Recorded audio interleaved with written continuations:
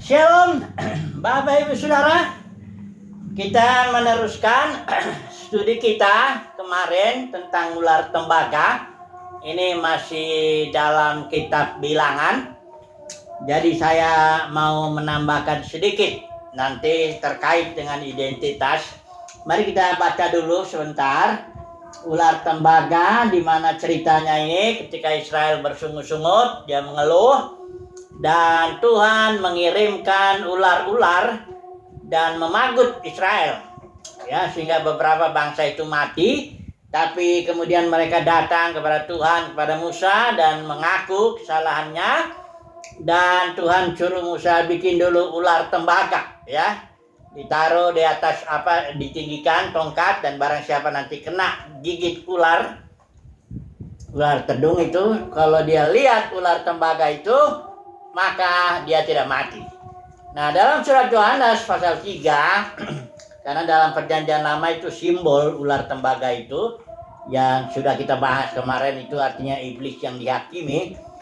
Kita melihat di sini dalam Yohanes 3 ayat 14, dan sama seperti Musa meninggikan ular di padang gurun, demikian juga anak manusia harus ditinggikan, supaya setiap orang yang percaya kepadanya beroleh hidup yang kekal. Jadi kalau dalam kasus Israel yang merupakan simbol itu, kalau Israel kena pagut ular karena bersungut-sungut dia, kalau dia lihat ular tembaga, maka dia sembuh. Demikian juga kita, ya. Kalau kita melihat Kristus yang disalib, itu simbol dari satu aspek saja, ya, daripada salib Kristus, simbol ular tembaga itu kalau kita melihat salib Kristus, maka dikatakan di sini kita mendapatkan hidup kekal atau hayat Kristus atau joy, istilah Yunaninya.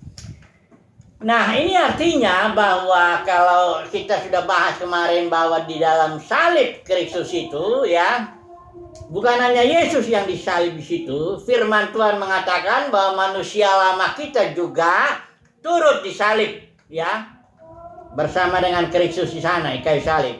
Yang kedua, Paulus bilang dunia disalib baginya dan aku bagi dunia. Dia juga berarti dunia dan penguasanya, karena Yesus juga bilang penguasa dunia dihakimi iblis, ya. Jadi di kayu salib itu yang disalib bukan hanya Yesus tapi juga dunia dan penguasanya, ular iblis itu, ya, dihakimi dia di sana.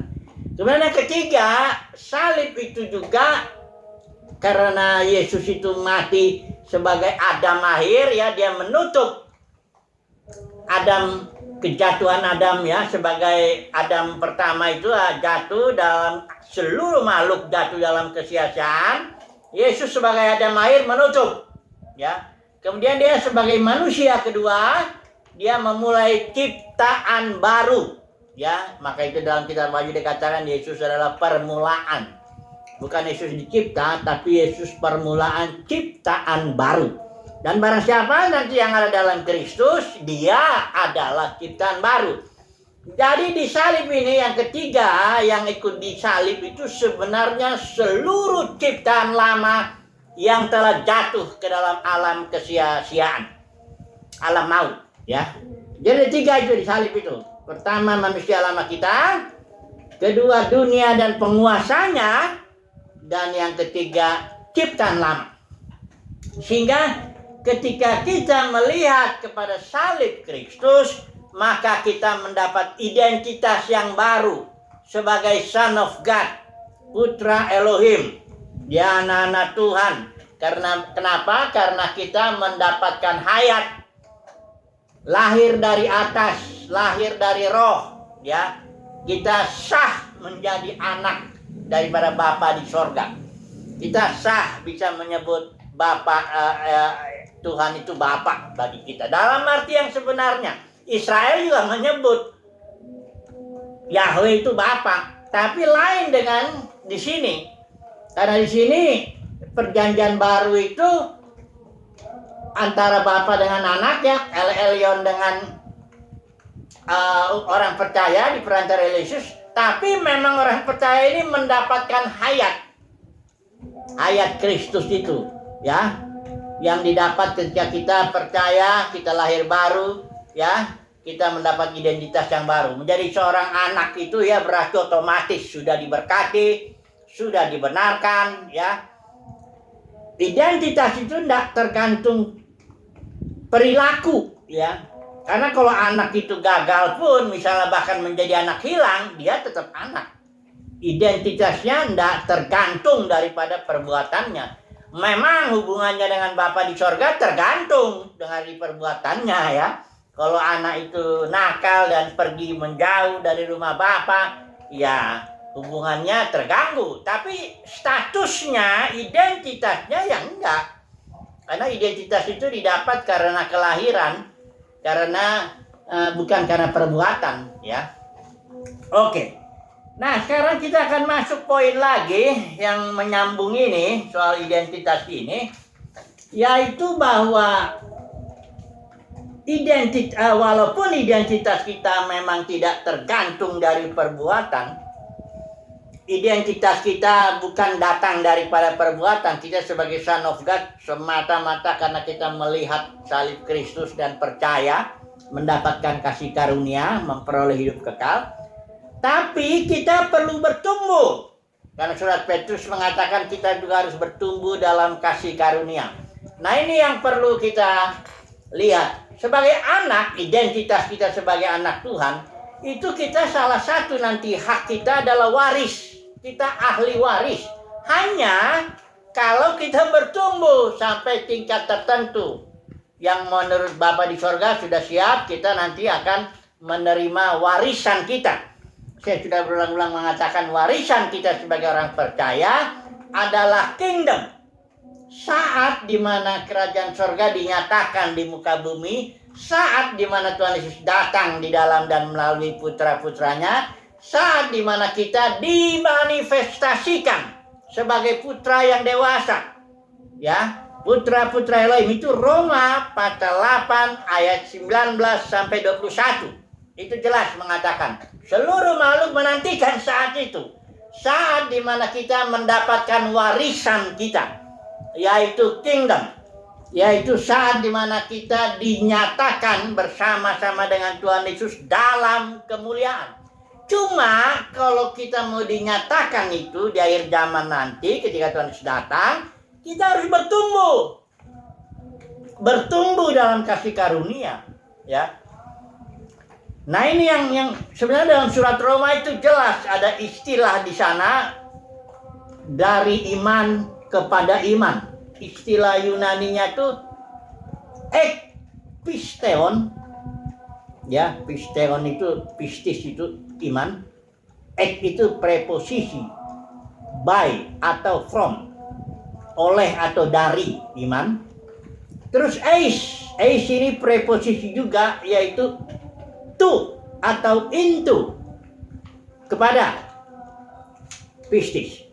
Ini suatu istilah kalau diterjemahkan by faith unto faith atau from faith to faith, biasanya begitu, ya, dari iman kepada iman. Ini ungkapan ini adalah mengungkapkan, menyatakan bahwa iman harus bertumbuh.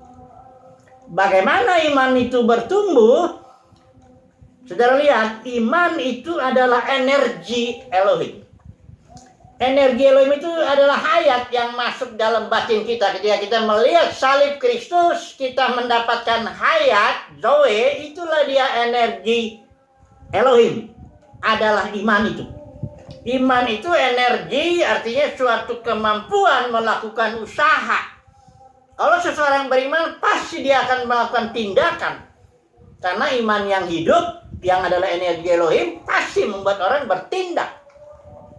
Karena kalau tidak ada tindakan yang sesuai dengan imannya, itu berarti imannya mati. Ya, itu makanya surat Yakobus bilang, perbuatan yang lahir dari iman yang ada itu, pada gilirannya perbuatan ini menyempurnakan iman, sehingga imannya bertumbuh. Nanti iman yang bertumbuh ini bertindak lagi dia, berbuat lagi. ya, dan perbuatannya yang lahir dari iman yang bertumbuh ini akhirnya akan mempertumbuhkan lagi. Terus iman dari iman kepada iman, itu soal progresif, pertumbuhan. Jadi kita sebagai anak itu nanti lambat laun bertumbuh, akhirnya siap untuk dimanifestasikan menjadi anak putra Elohim yang sudah dewasa lah, sudah berhak menerima waris. Karena Paulus bilang di Galatia kalau seorang anak itu belum, istilahnya belum akil balik, itu nggak berbeda dia dengan seorang hamba. Hamba dalam arti nggak punya hak waris. Tapi kalau dia sudah dewasa, bapaknya udah siap, nah, dia mendapatkan itu waris, ya. Yesus itu ketika dia mati bangkit, ya, dia bilang segala otoritas di sorga di bumi sudah diberikan kepadaku. Itulah warisannya, kingdom, otoritas, ya, di sorga dan di bumi sudah diberikan kepada Yesus. Karena dia sudah mencapai kedewasaan lah, dalam arti mati bangkit dan sudah Bapa di sorga, ya, sudah dewasa. Kita juga begitu, mengalami kematian, kebangkitan, ya, kepada hidup baru, bertumbuh dalam kasih karunia dan siap nanti kalau didewasakan atau di apa ya, dimanifestasikan di akhir zaman, ya. Jadi sekali lagi, ya, identitas memang tidak tergantung atau tidak dipengaruhi oleh perilaku, enggak dipengaruhi oleh perbuatan. Nah, ini banyak dalam dunia kekristenan orang memberitakan bahwa kalau kamu mau bertumbuh, kalau kamu mau diberkati, kalau kamu mau, ya, mendapat berkat Tuhan lah, kurang lebih begitu, kamu harus melakukan ini itu, ya. Ini saudara bayangkan, ya, identitas kita itulah yang seharusnya melahirkan perilaku, ya. Identitas kita, kalau Paulus bilang kamu adalah terang, karena itu berbuatlah seperti anak-anak terang, ya. Jangan dibalik, engkau harus berbuat ini supaya engkau menjadi terang. Enggak begitu. Kita adalah terang, itu identitas kita. Kita adalah garam dan terang dunia, itu identitas kita. Yesus bilang kamu adalah garam dan terang dunia. Hanya kalau garam dan terang itu perilakunya itu nggak ada gunanya jadinya. Itu sebabnya sekali lagi, ya, jangan dibalik, ya, jangan perbuatan engkau harus berbuat begini baru engkau mendapat identitas terang itu, menjadi terang itu, enggak begitu. Kita adalah terang semata-mata karena kasih karunia Tuhan. Kita menjadi anak Tuhan semata-mata karena kasih karunia. Kita mendapatkan hidup kekal, hidup hayat Kristus semata-mata karena kasih karunia. Tapi kita harus bertumbuh dengan cara apa? Perilaku kita ini. Perilaku yang lahir dari identitas kita ini, inilah perilaku yang pada gilirannya menambah iman itu. Terus dari iman kepada iman. Jadi kita harus imbang. Kadang-kadang saya melihat ada dua ekstrim dalam dunia kekristenan. Yang pertama, orang yang menekankan identitas. Atau yang menekankan perilaku. Kalau kamu diberkati, engkau harus berikan perpuluhan begini, engkau harus begini, banyak berdoa, batalkan, sebagainya. Ditekankan perilakunya, ya. Ada lagi satu lawannya, barangkali ini yang menekankan kasih karunia, tapi kurang seimbang menurut saya. Yang menekankan identitas, artinya kau tidak usah berbuat apa-apa untuk menjadi anak Tuhan. Memang betul itu. Anda tidak usah berbuat apa-apa untuk menjadi terang. Itu identitasmu itu lahir dari karena engkau percaya, engkau mendapat kasih karunia, yang engkau mendapat identitas baru. Identitasmu adalah Kristus, dan itu adalah semata-mata kasih karunia. Betul. Nah, yang seimbang menurut saya, kasih karunianya harus bertumbuh dia. Caranya itu from faith to faith. Ya, ek pisteon eis Christus. Itu dia. Ya. Jadi kita harus seimbang. Simpulannya bagaimana ini dulu ya? Ular tembaga ini ya. Ular tembaga ini artinya begini. Kita memang hanya kasih karunia, betul. Kita bisa melihat salib Kristus dan percaya itu kasih karunia. Tapi ada tapinya. Kita bukan hanya harus mendapat kasih karunia yang seperti dipanggil begitu, tapi kita juga harus dipilih oleh Tuhan. Mendapat kasih karunia untuk dipilih, artinya bertumbuh. Karena dalam dunia kekristenan kan banyak yang dipanggil, tapi sedikit yang dipilih. Banyak yang mendapatkan hidup kekal, mendapatkan iman, tapi imannya itu ternyata tidak bertumbuh. Statusnya tetap anak Tuhan, tapi belum siap dimanifestasikan di akhir zaman. Belum siap mengalami Roma 8 ayat 19 sampai 21 itu. Karena belum dewasa. Ya. Jadi simpulannya, semoga kita ini bukan hanya dipanggil tapi juga dipilih. Ya, karena para pemenang itu yang bertumbuh menjadi dewasa itu dipanggil, dipilih, dan memang dia menjadi setia lah ya. Dibentuk Tuhan untuk menjadi setia.